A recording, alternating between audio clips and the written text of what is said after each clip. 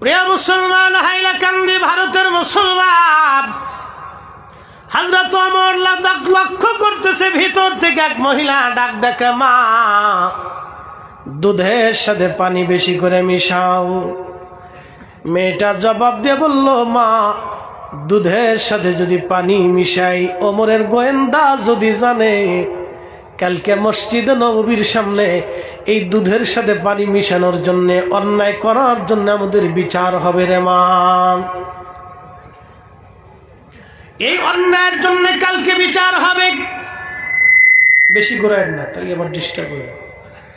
ও মা, দুধের সাথে পানি মিশাইতে পারবো না মা। মহিলা ডাক দিয়ে বলল, মেয়েরে, ওমরের গোয়েন্দা এত রাত্রে কি করে জানবে তুমি দুধের সাথে পানি মিশাও?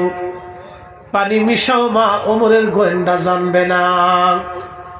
মুসলিম মেয়েটা সেই দিন জবাব দিল, মা দুধের সাথে পানি মিশাইলে ওমরের গোয়েন্দা যদি না জানে, আমার মালিক আমার আল্লাহ ফায়ুনাব্বিউকুম বিমা কুনতুম তা'মালুন, কেউ না জানলেও আমার আল্লাহ জানে মা।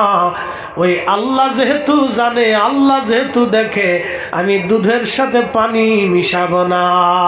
চিৎকার মেরে জোরে বলবেন কি আল্লাহু আকবার। তেলের গাড়ি তেলে চলে,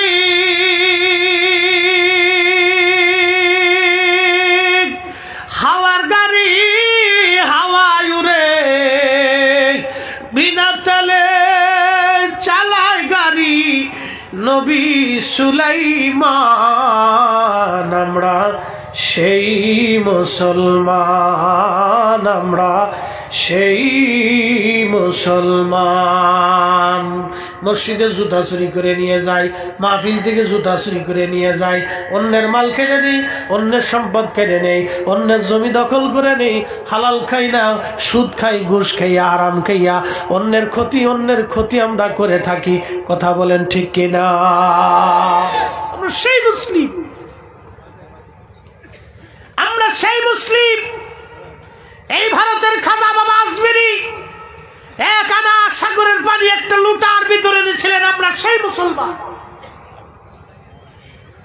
আমরা সেই মুসলিম।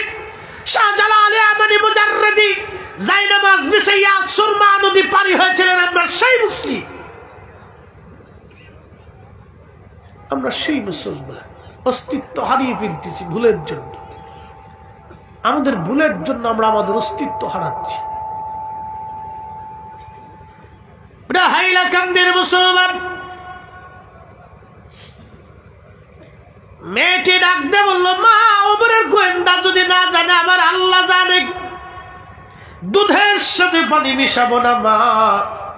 হযরত ওমর গোলামকে বললেন, গোলাম রে, জায়গাটা চিহ্নিত করে রাখো, কালকে সকালবেলা এই ফ্যামিলির খোঁজ আমাদের নেওয়া লাগবে, কে কে আছে না আছে। খলিফা চলে আসলেন, ফজরের নামাজ পড়ে গোয়েন্দারা যে রিপোর্ট দিল, আমিরুল মুমিনিন ওই মহিলার স্বামী মারা গেছে, তারা খুবই দরিদ্র, কোন রকম উট ছাগল দুম্বার দুধ বিক্রি করে তারা সংসার চালায়। হযরত ওমর ছেলেদেরকে ডাক দিলেন, এ ছেলেরা, তোমরা বলো তোমাদের মধ্যে কে বিয়ে করবা? বড় ছেলে আব্দুল্লাহ ইবনে ওমর রাদিয়াল্লাহু আনহু, যিনি রাসূলুল্লাহর অনেক বড় দামি সাহাবী ছিলেন, অনেক বড় মুহাদ্দিস সাহাবী এবং মুফতি সাহাবী ছিলেন, তিনি জবাব দিলেন না। হযরত ওমর রাদিয়াল্লাহু আনহু সারা রাত ঘুরে ঘুরে তিনি দেখতেন কে খায় কে খায় না, কে ঘুমায় কে ঘুমায় না। হযরত ওমর বেদুইন এলাকায় চলে গেল। বদু আরবি অঞ্চলে মরুভূমির ভিতরে কিছু বেদুইন থাকে। বদু অত্যন্ত দুর্দর্শ এবং তারা কষ্ট সহিষ্ণু হয়ে থাকে। বদু, এই বদু অঞ্চলে তিনি চলে গেলেন রাতের আধার। বদু অঞ্চলে চলে যাওয়ার পরে হযরত ওমর লক্ষ্য করলেন একটা বদুর ঘরের ভিতর থেকে মিট মিট মিট মিট করে আলো জ্বলে।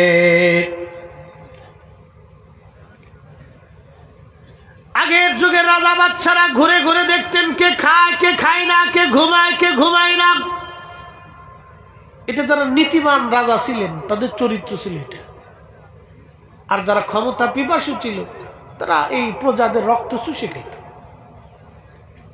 তো খলিফাতুল মুসলিমিন হযরত ওমর রাতের আধারে ঘুরে ঘুরে ওই বধূর বাড়ির কাছে গেছে। আল্লাহকে কিভাবে ভয় করতে হয় একটু ভালো করে শুনে।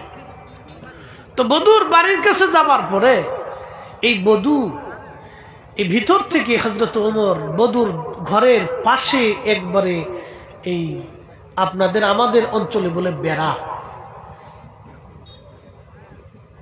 এই বেড়ার পাশে ঘরের সাথে লাগাইয়া হযরত ওমর কান পেতে দাঁড়ায় রয়েছে। দেখি ভিতর থেকে কি শব্দ আসে, কি আসার বিষয়। হযরত ওমর রাদিয়াল্লাহু আনহু লক্ষ্য করলেন ভিতর থেকে দুধের সাথে পানি বেশি করে মিশাও। আচ্ছা, আপনাদেরকে প্রশ্ন করি, দুধের সাথে যে পানি মিশাইলেন, আমাদের দেশে অনেকে দুধ বেশি বিড়ি খায়। প্রিয় মুসলমান, হাইলাকান্দি ভারতের মুসলমান, হযরত ওমর লক্ষ্য করতেছে ভিতর থেকে এক মহিলা ডাক ডাকে, মা দুধের সাথে পানি বেশি করে মিশাও। মেয়েটা জবাব দিয়ে বলল, মা দুধের সাথে যদি পানি মিশাই, ওমরের গোয়েন্দা যদি জানে, কালকে মসজিদে নববীর সামনে এই দুধের সাথে পানি মিশানোর জন্য, অন্যায় করার জন্য আমাদের বিচার হবে রে মা। এই অন্যায়ের জন্য কালকে বিচার হবে। বেশি ঘোরায় না, তাই আবার ডিস্টার্ব হবে। ও মা, দুধের সাথে পানি মিশাইতে পারবো না মা। মহিলা ডাক দিয়ে বলল, মেয়েরে, ওমরের গোয়েন্দা এত রাত্রে কি করে জানবে তুমি দুধের সাথে পানি মিশাও? পানি মিশাও মা, ওমরের গোয়েন্দা জানবে না। মুসলিম মেয়েটা সেই দিন জবাব দিল, মা দুধের সাথে পানি মিশাইলে ওমরের গোয়েন্দা যদি না জানে, আমার মালিক আমার আল্লাহ ফায়ুনাব্বিউকুম বিমা কুনতুম তা'মালুন, কেউ না জানলেও আমার আল্লাহ জানে মা। ওই আল্লাহ যেহেতু জানে, আল্লাহ যেহেতু দেখে, আমি দুধের সাথে পানি মিশাবো না। চিৎকার মেরে জোরে বলবেন কি আল্লাহু আকবার। তেলের গাড়ি তেলে চলি,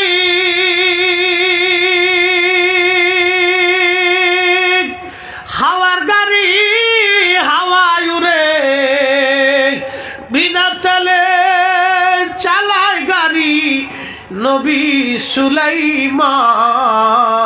আমরা সেই মুসলমান, আমরা সেই মুসলমান। মসজিদে জুতা চুরি করে নিয়ে যায়, মাহফিল থেকে জুতা চুরি করে নিয়ে যায়, অন্যের মাল কেড়ে নেই, অন্যের সম্পদ কেড়ে নেই, অন্যের জমি দখল করে নেই, হালাল খাই না, সুদ খাই, ঘুষ খাইয়া, আরাম খাইয়া অন্যের ক্ষতি আমরা করে থাকি। কথা বলেন ঠিক কিনা? আমরা সেই মুসলিম, আমরা সেই মুসলিম। এই ভারতের খাজা বাবা আজমিরি এক আনা সাগরের পানি একটা লুটার ভিতরে এনেছিলেন। আমরা সেই মুসলমান, আমরা সেই মুসলিম। শাহজালাল আমানি মুজাররদি জায়নামাজ বিছাইয়া সুরমা নদী পারি হয়েছিলেন। আমরা সেই মুসলিম,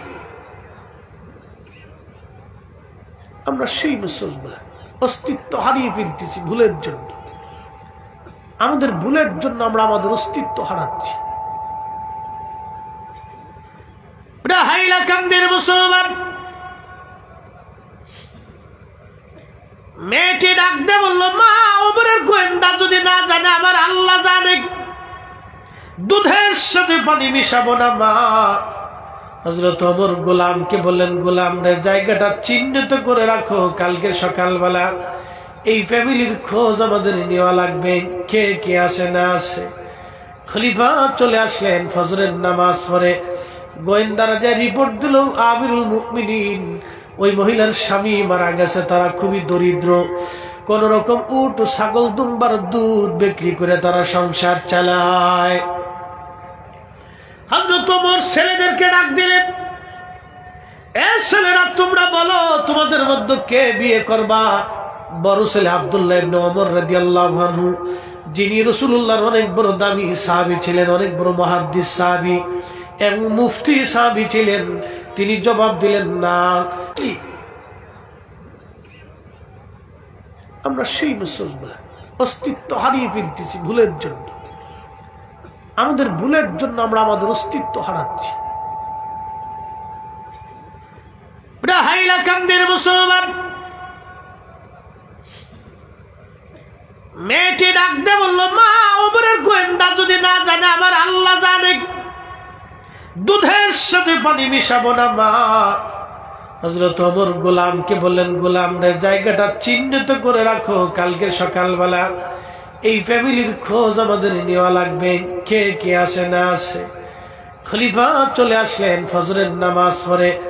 গোয়েন্দারা যে রিপোর্ট দিল, আমিরুল মুমিনিন ওই মহিলার স্বামী মারা গেছে, তারা খুবই দরিদ্র, কোন রকম উট ছাগল দুম্বার দুধ বিক্রি করে তারা সংসার চালায়। হযরত ওমর ছেলেদেরকে ডাক দিলেন, এ ছেলেরা তোমরা বলো তোমাদের মধ্যে কে বিয়ে করবা।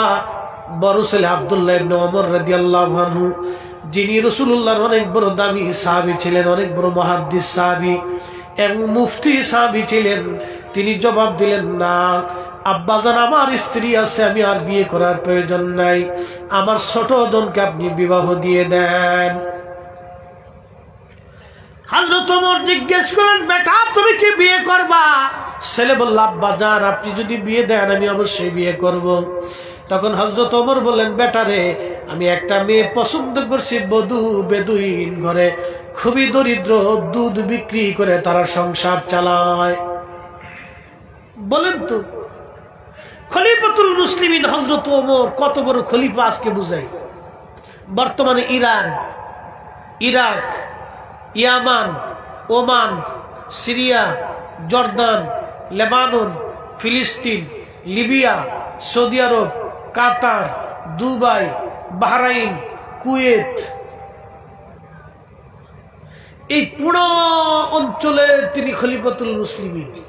কত বড় দেশের খলিফা চিন্তা করেন তো। দুধ বিক্রি করনেওয়ালা মেয়ের সাথে ছেলের বিয়ে দিচ্ছে, আর আপনারা মেয়ে ছেলে বিয়ে দেওয়ার সময় খালি চামড়া তালাশ করেন কোনটা সুন্দর। এই কথা কর না। আর যে বেডি বেশি টিকটক করে এই বেডির খুব পছন্দ হয়। টিকটক খালি করতে পারলেই হয়েছে, বেডি খুব ভালো।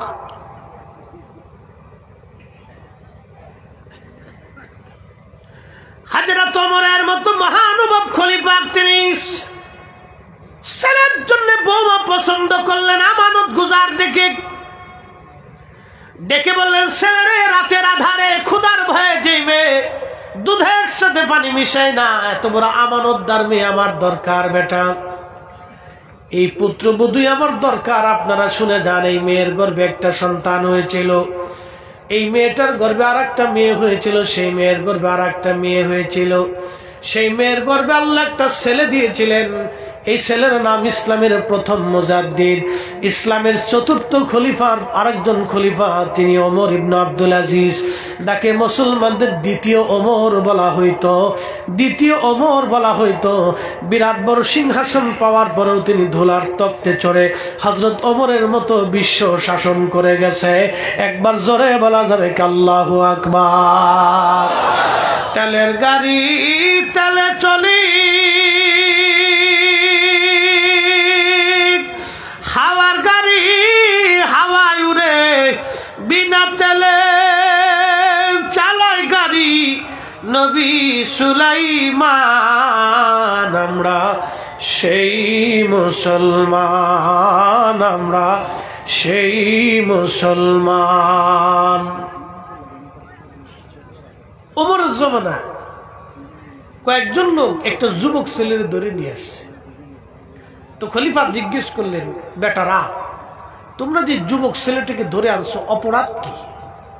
বলে, আমিরুল মুমিনিন এই ছেলেটা আমাদের বাবাকে হত্যা করছে। বলে, তোমাদের বাবাকে হত্যা করছে?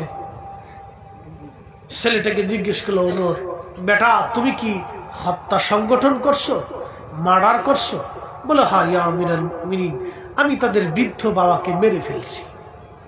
আপনি একটু চিন্তা করেন তো, সত্যবাদিতা কি চমৎকার ইসলামের জীবন বিধান। সত্য কথা বলা। রাসূল বলছেন সমস্ত পাপের মূল হলো মিথ্যা। মুসলমান তো মিথ্যা বলতে পারে না, মুসলিম কখনো মিথ্যা বলতে পারে না। মুসলিমদের সত্য বলাটা হচ্ছে মুসলিমদের আইন বিধান। সত্যের উপরে থাকতেই হবে। এত বড় সত্যবাদিতা রাসূল করিম জীবনে কোনদিন একটা মিথ্যা কথা বলেন। একসাথে জোরে বলবেন আল্লাহু আকবার।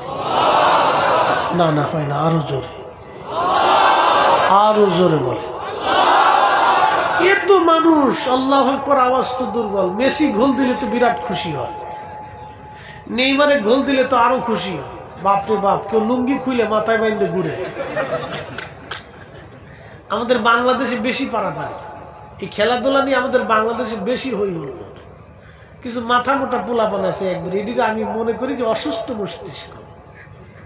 হ্যাঁ, যারা এই সমস্ত খেলাধুলা নিয়ে বেশি পারাবারি করে, এটা অসুস্থ মস্তিষ্কের খেলা। দেখবেন, দেখেন আপনার পছন্দের দল আছে, এটা নিয়ে আমরা বাংলাদেশে মারামারি হয়। হ্যাঁ, খুন খারাপই, আপনি জানেন না কখন। এত মস্তিষ্ক সমস্যা, তা বলার কোনো ভাষা নেই। মানুষ বেকার থাকলে যা হয়, এই যে আমাদের একজন জ্ঞানী ঠিক কথা বলছিলেন যে অলস মস্তিষ্ক শয়তানের কর্মশালা। আমার দিকে তাকান, আমরা ঘুমানোর টাইম পাই না, ঘুমানোর মতো সময় হয় না। 2টে 3টে করে প্রোগ্রাম, ঘুমাবো না, প্রোগ্রাম করবো না, নসিহত করবো না, ওয়াজ করবো না, স্ত্রী সামলাবো না, সংসার সামলাবো না, কমিটির সাথে যোগাযোগ করবো না, আবার আপনাদের মাহফিলের চাপ, হুজুর ডেট নেন, কবে দিবেন, কবে আসবেন, কবে দেখা করবো, এক নানান পেরেশানি। এগুলোর এত চিনতে, আরেকজনকে ক্লিকবাজি করবো, আরেকজনের আইকেলা বাস দিব, টাইমই নাই। হ্যাঁ, তো যেই বেটা লাগছে যে অলস মস্তিষ্ক শয়তানের কর্মশালা, কতটা সুন্দর লাগছে। এই ফুলাপান খাইজে খুঁজে কাজ পায় না, খালি ফেসবুক টিপার খেলাধুলা নিয়ে মারামারি করে। মেসি, নেইমার, এই ব্রাজিল আর্জেন্টিনার ফুটবল খেলা আসলে বিশাল যুদ্ধ হইতে যায়। তাও কি জানেন, আর্জেন্টিনা ব্রাজিলের পক্ষ নিয়ে পতাকা নিয়ে কে কয়টা পতাকা উড়াইতারে। বাপের পকেটের টাকা কেটে নিয়ে বাস পতাকা উঠাইছে। এক বেটা এক ছেলে পতাকা উঠাইতে যে কারেন্টের খাম্বা উঠাইতে গেছে। চিন্তা করছেন, কারেন্টের খাম্বা, কারেন্ট কয় বাইক নিয়ে মামু বাড়ি যেহেতু আইছো, আর ফেরত যাওয়ার দরকার নেই, বাস ধরে হয়েছে। এই পতাকা এমনি ঝুলে রয়েছে, বুঝতে পারছেন? এই পাগল দেশে কত আছে তার হিসাব নেই। খেলা দেখবি, দেখ, পছন্দের আছে, এতে নিয়ে মারামারি, ফারাফারি, ফারাফারি, গুতাগুতি কি দরকার আছে? অসুস্থ মস্তিষ্ক। কষ্ট হচ্ছে আপনাদের? একসাথে আবার জোরে বলেন তো আল্লাহু আকবার। গলাটা ছেড়ে দেন, জোরে জোরে, আরো জোরে, আল্লাহু আকবার।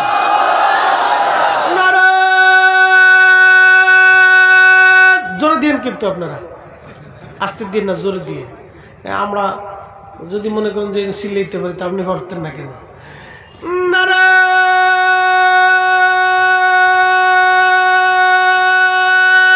তাকবীর,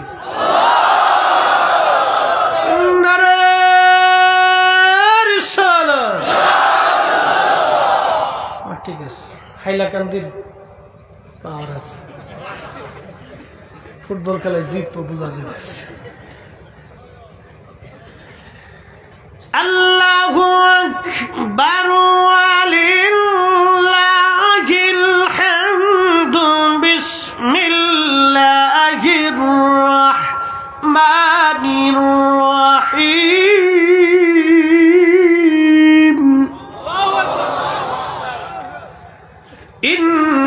ইন্নাল্লাহা ইয়া'মুরু বিল আদলি ওয়াল ইহসান।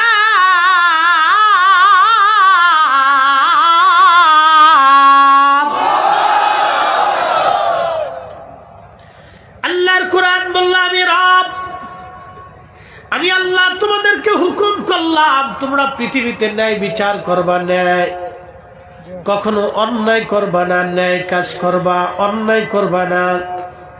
এরপরে আল্লাহ বললেন তুমি ইহসান করবা, দয়া, তোমরা সৃষ্টিকে দয়া করবা, মানুষকে দয়া করবা, তোমরা ইহসান করবা, দয়া করবা এবং ন্যায় বিচার করবা। দুনিয়াতে তোমরা ন্যায় বিচার করবা, হযরত ওমর রাদিয়াল্লাহু আনহু ওই ছেলেটাকে ডাক দেয়া বললেন, যুবক তুমি কি তোমার এই বৃদ্ধ বাবাকে হত্যা করছো? বলে হ্যাঁ। বলে কি জন্য তুমি মার্ডার করলা বলো। যুবক ডেকে বলল, আমিরুল মুমিনিন, আমার একটা উটের ছানা ছিল, উটের বাচ্চা। আপনারা দেখবেন আমাদের দেশে গরুর বাচ্চা হলে ওই গরুর বাচ্চার গলার মধ্যে মালিক ঝুনঝুনি বেঁধে দেয়, ওই বাচ্চা দৌড়াদৌড়ি করে খেলাধুলা করে, আর মালিকের মনে ভালো লাগে, আনন্দ লাগে। মালিক বুকের মধ্যে কোলের মধ্যে জড়িয়ে ধরে চুমা খায়, আদর করে। ছাগলের বাচ্চা হলে ছোট ছোট মেয়েরা ছাগলের বাচ্চা কোলের মধ্যে নিয়ে বসে থাকে, বিড়ালটাকে কোলের মধ্যে নিয়ে বসে থাকে। এইভাবে এই মানুষগুলি ছোট ছোট প্রাণীদেরকেও আদর করে, কারণ দেখতে সুন্দর দেখা যায়। ওই যুবক ডেকে বলল, আমিরুল মুমিনিন, আমার এই উটের বাচ্চাটা দেখতে খুবই সুন্দর। সে খেলতে খেলতে ওই বৃদ্ধের খেজুর বাগানে চলে গিয়েছিল, আর বৃদ্ধ লোকটা একটা পাথরের আঘাত করে আমার উটের বাচ্চার চোখ উঠিয়ে ফেলে দিয়েছে। আমার উটের বাচ্চার চোখ বেরিয়ে গেছে। আমি দৃশ্যখানা দেখে সহ্য করতে পারি নাই। আমি একটা মস্ত বড় পাথর হাতে নিয়ে বৃদ্ধকে কষ্ট দেওয়ার জন্য একটা পাথর ছুঁড়ে মেরেছিলাম। ওই পাথরের আঘাত সহ্য করতে না পারে বৃদ্ধ মারা গেছে। আমিরুল মুমিনিন, আমি ইচ্ছা করে মারি নাই, ভুলবশত এটা মার্ডার হয়ে গেছে।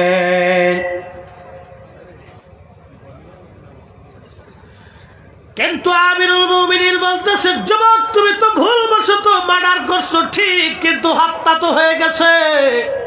কোরআন বলল, মান কাতালা নাফসান বিগাইরি নাফসিন আও ফাসাদিন ফিল আরদি ফাকান্নামা কাতালান নাস জামিআ।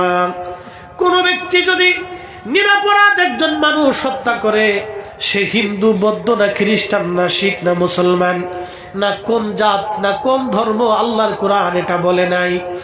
আল্লাহর কোরআন বলছে মানুষের কথা। পৃথিবীতে নিরপরাধ একজন মানুষকে তুমি যদি হত্যা করো, অন্যায় কারণে যদি তুমি তাকে মেরে ফেলে দাও, আল্লাহর কোরআন বলল তামাম পৃথিবীর মানুষ মেরে ফেললে দিলে যেই পরিমাণে গুনাহ, যেই পরিমাণ অপরাধ, একজন নিরপরাধ মানুষ মেরে ফেলে দিলে সেই পরিমাণ অপরাধ। চিন্তা করেন তো, কোরআন কত চমৎকার আইন, কি সুন্দর শাশ্বত জীবন ব্যবস্থা, the complete code of life. একটা মানুষের জীবনের পরিপূর্ণ জীবন ব্যবস্থা এত সুন্দর, তুমি অন্যায় ভাবে কাউকে আঘাত করতে পারবে না, তুমি অন্যায় করতেই পারবে না। মুসলিম মানে সে অন্যায় করবে না। একসাথে বলা যাবে আল্লাহু আকবার, আরো জোরে, আরো জোরে বলে। মুসলিম মানে সে অন্যায় করবে না। কোরআন এটাই বলছে তুমি ন্যায় করবে। আমি আল্লাহ নির্দেশ দিয়েছি তোমরা পৃথিবীতে ন্যায় কাজ করবে, অন্যায় করবে না। কিন্তু মুসলিম দুধের সাথে পানি মিশায়, মুসলিম ফলের সাথে ফরমালিন মিশায়, মুসলিম খাবারে ভেজাল দেয়, মুসলিম এই মানুষের হক নষ্ট করে, মুসলিম এই অন্যায় করতেছে, মুসলিম ঘুষ খাচ্ছে, মুসলিম আর একজনকে ঠকানোর চিন্তা করতেছে, মুসলিম আর একজনের নারীর প্রতিকূল হক দিয়েছে। মুসলিম এটা মুসলিম হতেই পারে না। কি কথা বলেন, ঠিক না? হয়তো মুসলমান হতে পারেই না।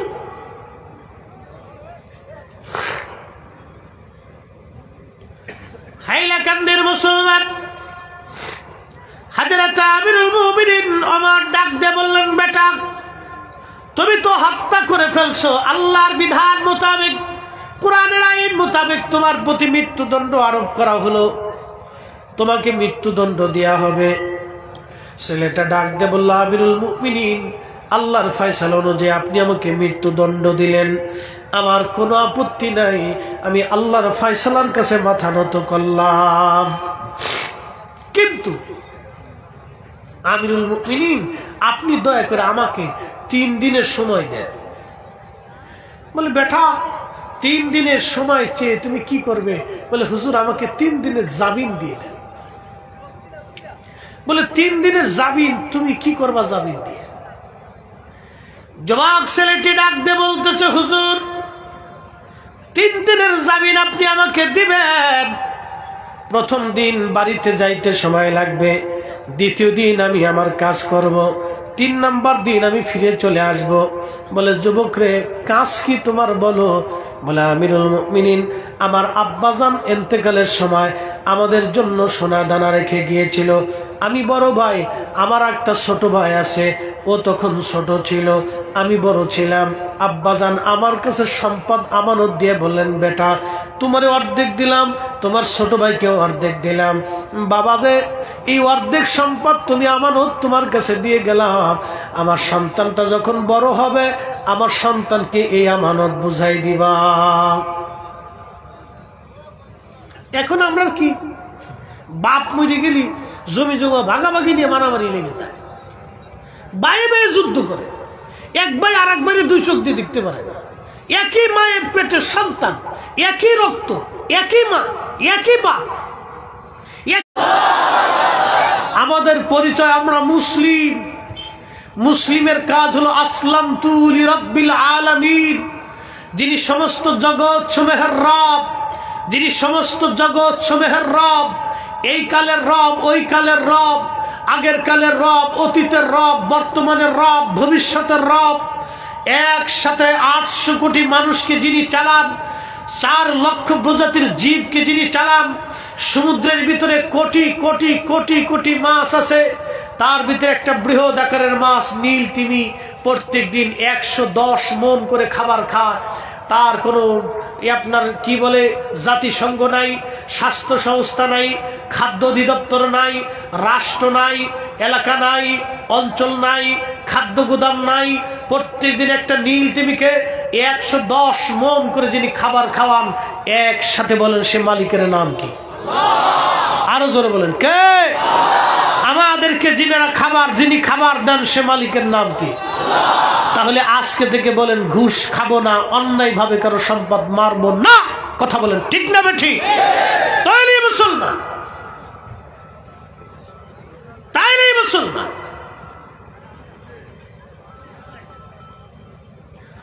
প্রিয় উপস্থিতি, হাইলাকান্দিবাসী, হযরত ওমর ডাক দিয়ে বললেন, যুবক তুমি এবার জিম্মাদারি নিয়ে জামিন নিয়ে চলে যাও, তবে ফিরে আসবে। যুবক চলে গেল। আবু যর গিফারি 3 দিন পরে মদিনায় মসজিদে নববীতে আবার বিচার বসলো, আদালত। আবু যর গিফারি এক পাশে, বাদীর অন্য পাশে দাঁড়ানো, মামলার আসামি কিন্তু আর আসে না। সূর্য ডুবে যায়, ডুবে যায়। ব্যাপার কি, যুবক কেন ফিরে আসে না? সাহাবীরা কেঁদে ফেলে দিয়ে বলল, বাদীরা মামলা উঠে নাও, একটা যুবকের জন্য রাসূলুল্লাহর দামি সাহাবী আজ মারা যাবে। কারণ ওমর তো এমন বিচারক, পৃথিবীর কারো কথায় পরিচিত হয়ে প্রভাবে সে বিচার করবে না। আল্লাহর আইনের বাহিরে এক চুল পরিমাণও ফয়সালা হযরত ওমর দেবে না। আজকে নবীর একজন সাহাবী মারা যাবে, বাদীরা মামলা উঠায় নাও।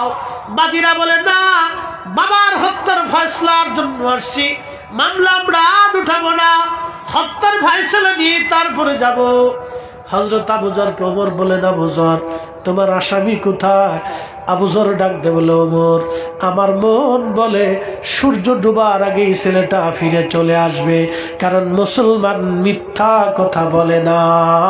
চিৎকার মেরে জোরে বলবেন আল্লাহু আকবার।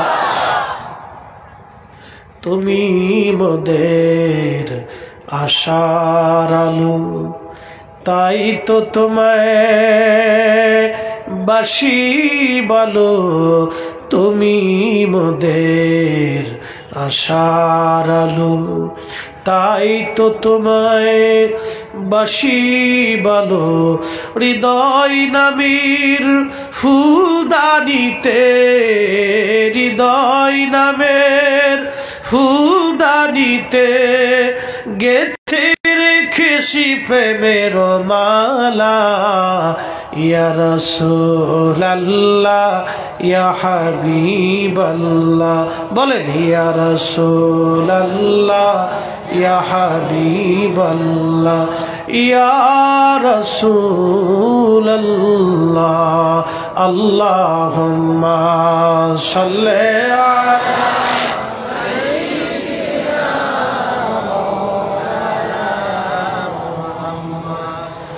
وعلى آل سيدنا देना।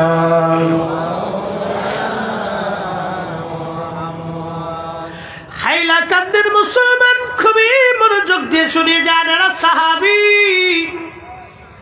নবীর সাহাবী। সাহাবী আবু যর গিফারি কোন সাহাবী জানেননি? আবু যর গিফারি, গিফারি বংশের একজন সাহাবী ছিলেন। গিফারি কারা? এদের পরিচয় ছিল ইসলাম গ্রহণ করার আগে এরা মরুভূমিতে ডাকাতি করত, দিন দুপুরে মানুষ মেরে ফেলতো, অর্থের জন্য মানুষ খুন করত, পুরা বংশটাই ডাকাতি করত। তাদের কাজ পেশা ছিল ডাকাতি করা। আমাদের বাংলাদেশের সুনামগঞ্জ একটা জেলা আছে, এই জেলায় বন্যার সময় ত্রাণ দিতে গেছি। ওই সময় লোকেরা বললো, হুজুর একটা গ্রাম আছে, ওই এলাকার পুরা গ্রামের লোক চোর। কথা বুঝেন নাই? সারা গ্রামের মানুষ চুরি করে। বললাম এত চোর? কহ সব গ্রামের, ওই গ্রামের টোটাল মানুষ চুরি করে, আমরা বলি চোরের গ্রাম। ওই গ্রামের সাথে কেউ আত্মীয়তা করে না, বিয়ে শাদী করে না, ও খালি চুরি করে বেড়ায়। বুঝতে পারছেন? তো গ্রাম শুদ্ধ। আমি বলি পুলিশে ধরে না, পুলিশও জানে এটা চোরের গ্রাম, চোর। আমি বললাম তো ভালো হয় না, ইদানিং কিছুটা ভালো হয়েছে, আগে খালি চুরি করত। তো গিফারি বংশের মানুষ ডাকাতি করত। তা আবু যর গিফারি মক্কায় আসছিলেন নবীকে দেখার জন্য। নবীর সৌন্দর্য কথাবার্তা দেখে এক বাক্যে কালেমা পড়ে মুসলমান হয়েছে। চিন্তা করলো, না এই লোক মিথ্যা বলতে পারে না।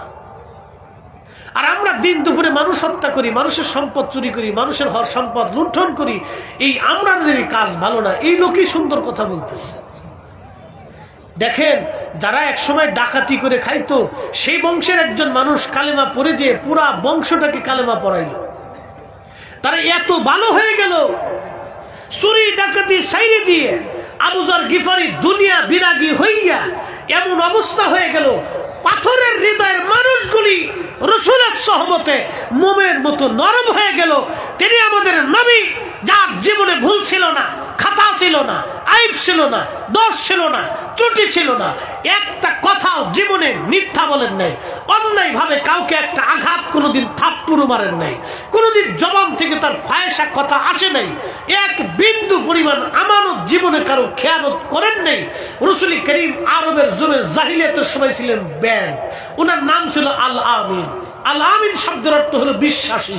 তিনি এতটাই বিশ্বাসী ছিল যে মানুষের আমানত যেইভাবে দেওয়া হতো উনি ওইভাবেই আবার ফেরত দিতেন। রাসূল বলেছেন, কিয়ামতের আগে ওয়াদাউল আমানা, আমানতের খেয়ানত বাড়বে। সন্তান বাবার হক নষ্ট করবে, বাবা সন্তানের হক নষ্ট করবে, মা সন্তানের হক নষ্ট করবে, সন্তান বাবার হক নষ্ট করবে, ধনীরা গরিবের হক মেরে খাবে, গরিবরা গরিবের হক মারবে, মানুষ ইতিমের সম্পদ নষ্ট করবে, অনেক বড় প্রভাবশালীরা দরিদ্র মানুষের সম্পদ চুরি করে খাবে। এই আমানতের খেয়ানত সারা পৃথিবীতে এখন চলতেছে। কথা বলেন ঠিক না বেটে? এটা কিয়ামতের আলামত। হাইলাকান্দির মুসলমান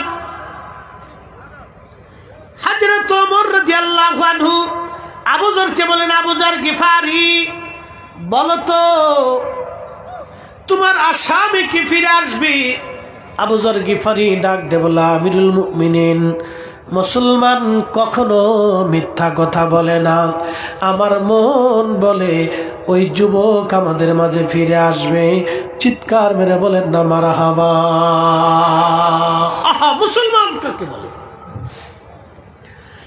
আবু যর গিফারি দাঁড়িয়ে আছে, সন্ধ্যা ঘনিয়ে যাচ্ছে, ঠিক এমন সময় ওই যুবক দৌড়াইয়া দৌড়াইয়া হাঁপায়া হাঁপায়া ফিরে আসছে, সালাম দিল, আসসালামু আলাইকুম ওয়া রাহমাতুল্লাহি ওয়া বারাকাতুহু। ঠিক এমন সময় আমিরুল মুমিনিন জবাব দিলেন। যুবক ডাক দিয়ে বলল, হুজুর, আপনার আসামি ফিরে এসেছে, আমি আমার ছোট ভাইয়ের হক মিটাইয়া আমি আবার ফিরে আসছি। আবু যর গিফারি, আপনি রাসূলুল্লাহর বুজুর্গ সাহাবী, আপনাকে 3টা দিন অনেক পেরেশানির মধ্যে রাখছিলাম, দয়া করে আপনি আমাকে মাফ করে দেন, ক্ষমা করে দেন। আপনাকে চিন্তার মধ্যে ফেলে দিয়েছিলাম হুজুর, ক্ষমা করে দেন, আমি আসামি ফিরে আসছি। আমিরুল মুমিনিন আল্লাহর ফয়সালা অনুযায়ী আপনাকে মৃত্যুদণ্ড আমাকে দিয়ে দেন, আমার কোনো আপত্তি নাই। একবার জোরে বলা যাবে কি আল্লাহু আকবার? আমরা সেই মুসলিম, ইশারা করলে নদীর পানি উজানের দিকে রওনা হইছে। আমরা সেই মুসলমান, আল্লাহর আকাশের দিকে তাকাইলে আকাশ থেকে পানি নেমে আসছে। একসাথে বলবেন সুবহানাল্লাহ। মরক্কো চিনেননি আপনারা? মরক্কো চিনেন? এবছর ফুটবল খেলা ভালো একটা খেলছিল, একটা মুসলিম কান্ট্রি, আফ্রিকার 99% সুন্নি মুসলমান। মারহাবা কইতেন না আপনারা? আমাদের এই উপমহাদেশে সুফিরা, আল্লাহর ওলিরা আমাদের কাছে দিনের দাওয়াত নিয়ে আসছিলেন। কি কথা কর ঠিক কিনা? এটা সত্য না মিথ্যা? চির সত্য কথা। ওলিরা এদেশে ইসলাম নিয়ে আসছিলেন। তো মরক্কোতে যিনি কালেমার দাওয়াত দিয়েছিলেন, আজ থেকে 800 বছর আগে শাহজালাল ইয়ামানি এদেশে আসছিলেন। আর 800 বছর আগে মরক্কোতে কালেমার দাওয়াত দিয়েছেন, তার নাম হযরতে ইমাম মুহাম্মদ ইবনে সুলাইমান জাজুলি। মুহাম্মদ ইবনে সুলাইমান জাজুলি ছিলেন আজ থেকে 800 বছর আগের মরক্কোর ইমাম। এত মুসলমান ছিল না। তো মরক্কোর একটা প্রদেশ আছে নাম বারবার। এই প্রদেশটা শুধু মরু অঞ্চল, বেশিরভাগ মরুভূমি। তো এই বারবার অঞ্চলে তিনি গেছেন কালেমার দাওয়াত পৌঁছানোর জন্য। তো মরুভূমির ভিতর দিয়ে চলতে চলতে চলতে চলতে জোহরে রক্ত হয়েছে, কিন্তু ওনার পানি শেষ হয়ে গেছে। মরু অঞ্চল, পানি না থাকলে কত বড় বিপদ আপনি বুঝেন। তিনি চিন্তায় পড়ে গেলেন যে আমাকে ওযু করতে হবে, নামাজ পড়তে হবে, তা আমি এখন কি করি, পানি কোথায় পাই? হযরত মুহাম্মদ ইবনে সুলাইমান জাজুলি পানি খোঁজার জন্য মরুভূমির মধ্যে দৌড়াইতে লাগলেন। লক্ষ্য করলেন বহু দূরে জঙ্গল দেখা যায় মরুর পাশে। হযরতে সুলাইমান জাজুলি চিন্তা করলেন, মরু যেহেতু আছে, পানির ব্যবস্থাও আছে, জঙ্গল যেহেতু আছে, পশু পাখিরাও আছে। আর পশু পাখি যেখানে, পানিরও ফায়সালা আছে সেখানে, কারণ পশু পাখিরা পানি ছাড়া বাঁচতে পারে না। আচ্ছা, আপনাদের ভারতে বড় বড় জঙ্গল আছে না? কথা কোন আসেনি? হাতি, ঘোড়া, গাধা, বিভিন্ন প্রাণী এই জঙ্গলে বাস করে। আপনারা বলেন তো, জঙ্গলে যে প্রাণীগুলি বাস করে ওদের পানির ব্যবস্থা কে করে? না না, হয় না। একসাথে বলতে হবে, কে? যারা বলেন কে? আমাজন জঙ্গলে যায় কি আফ্রিকার সরকাররা পানি দিয়ে আসে। আমাদের ভারত বাংলাদেশে আছে সুন্দরবন, সুন্দরবনে কি আমাদের সরকার পানি দিয়ে আসে। আপনাদের ভারতের ভিতরে অনেক বড় বড় জঙ্গল আছে, সরকার তো কোনোদিন পানি দেয় নাই। তাহলে যিনি ওদের পানির ব্যবস্থা করলেন, এক বাক্যে বলেন তিনি কে? আমাদের যিনি রিজিকের ফয়সালা করেন, এক বাক্যে বলেন তিনি কে? না না, জোরে বলতে হবে, কে? তাহলে আমরা গোলামি করব কার? সেজদা হবে কার? ইবাদত হবে কার? আইন মানব কার? আমাদের জীবনে আল্লাহর আইন মানতেই হবে। কথা কোন ঠিক না বেঠিক? প্রিয় উপস্থিতি, মনোযোগ দেন। মুহাম্মদ ইবনে সুলাইমান জাজুলি ওই জঙ্গলের ভিতরে গেলেন। জঙ্গলের মধ্যে যায় দেখলেন সুন্দর একটা গাছ, এই গাছের নিচে একটা করে ঘর। ঘরের দরজার পাশে দাঁড়ায় বললেন, কেউ আসো, দরজা খোলো। আমি মুহাম্মদ ইবনে সুলাইমান জাজুলি বলতেছি, আমি ওযু করব, পানি দাও, পানির কি কোনো ব্যবস্থা আছে? ঘরের ভিতর থেকে কোনো আওয়াজ নাই। মাহফিলের ভিতর তো উঠে কেনা, বসো বসো বসো। মুতে ধরলে স্যালো মেশিনে একবারে চাপ দিয়ে ধরে বসে থাকবা, নড়াচড়া করা যাবে না। উঠলে বিপদ। মাহফিলের ভিতর থেকে লোক উঠে গেলে আল্লাহ বরকত উঠাই নিয়ে যায়, এই কথাটা মনে রাখবেন। কোনো উঠাউঠি হবে না। যদি ফেসাবে ধরে তো স্যালো মেশিনে একবারে কায়দা মতো চাপ দিয়ে ধরে রাখো। প্রয়োজন বোধে একবারে তালা লাগাই দাও, কোনো আজকে কাহিনী হবে না। একবারে 2 ঘন্টার আগে কোনো উঠাউঠি লড়াচড়া বসাবসি কিচ্ছু হবে না। উঠলেই কিন্তু মামলা করে দিব, এফআইআর করে দিব, আজকে দাঁড়াও, কোনো কাজ হবে না।